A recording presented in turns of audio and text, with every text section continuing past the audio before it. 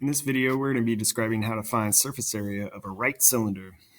First thing we want to do is identify pieces of a cylinder so that we can use them in some formulas that we'll use later on. All right, so a cylinder, if we were to unwrap it, is actually composed of three shapes: two circles, a circle on top and bottom, and the piece that wraps around the cylinder is actually a rectangle.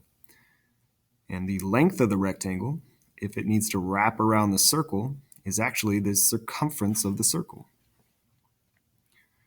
So if we want to find the surface area of the rectangle, we're going to take the height of the cylinder, and that's going to be the width of our rectangle.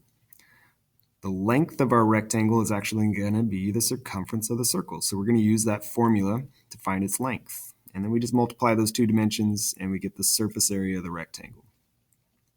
The area of a circle is r squared times pi, or pi r squared is sometimes used. Doesn't matter what order we multiply in. And we're going to double those areas because we have a top and a bottom circle that are the same size.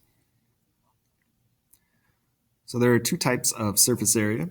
There's what's called lateral surface area, which is the surface area that does not include the base shapes. So in a rectangle, the lateral area is just going to be the area of the rectangle.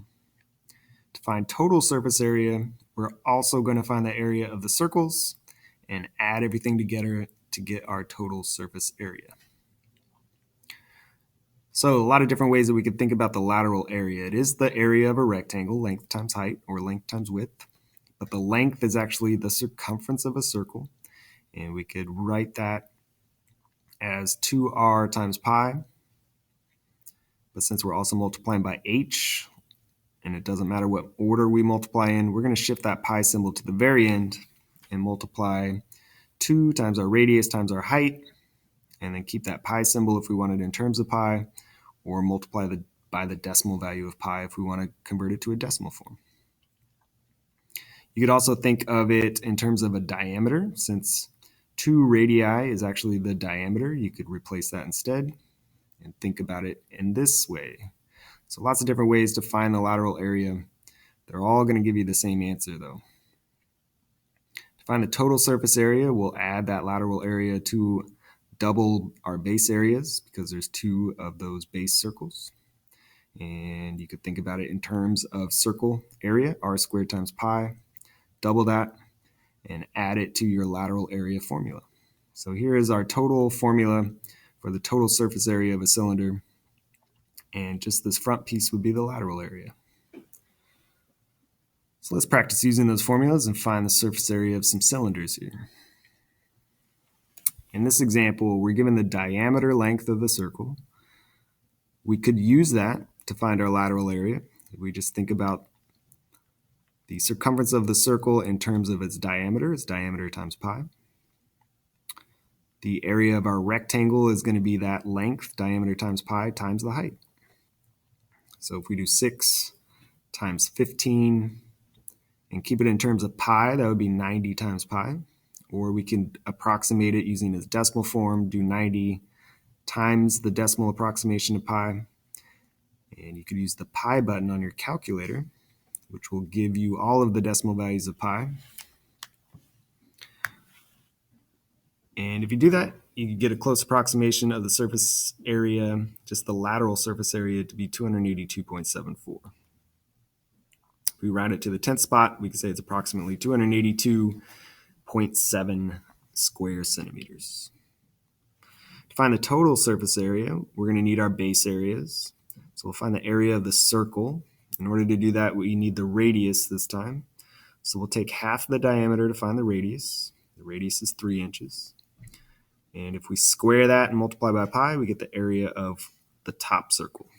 So 9 pi. Since there's also a circle on the bottom, we'll double that area to get double our base areas. So 9 pi times 2 is 18 pi. Let's put everything together. Our lateral area plus double our base areas, 90 pi plus 18 pi. We can combine those like terms, come up with 108 pi. If we want the decimal approximation, do 108 times the decimal value of pi. and get about 339.29, or if we round to the 10th spot, 339.3 square centimeters. Let's do one more. Doesn't matter the position of our cylinder, even if it's laying on its side. Let's identify our base is still the circles. Perpendicular to that would be the height, so 9 is actually the height of our cylinder. We can find the lateral area. This time we're going to use our lateral area formula in terms of the radius. We could find the diameter and do the exact same thing we did up here, but let's just try it a second way. The circumference of our circle is what we need times the height. So the circumference of the circle would be double the radius times pi, or 6 pi. And if we multiply by our height, we get our lateral area, or the area of the rectangle that wraps around the cylinder. So 2 times 3 times 9 times pi could give us 54 pi. And if we approximate it using the decimal form of pi and round it to the 10th spot, we could say the lateral area is 169.6 square feet. To find the total surface area, we got to include our bases. So let's find the base area, or the area of the circle. We have our radius, it's 3. So if we square that and multiply by pi, we get the area of the circle, 9 pi. Double it, because there's 2 circles or 2 bases. 9 pi times 2 is 18 pi. Let's add everything together, our lateral area and double base areas.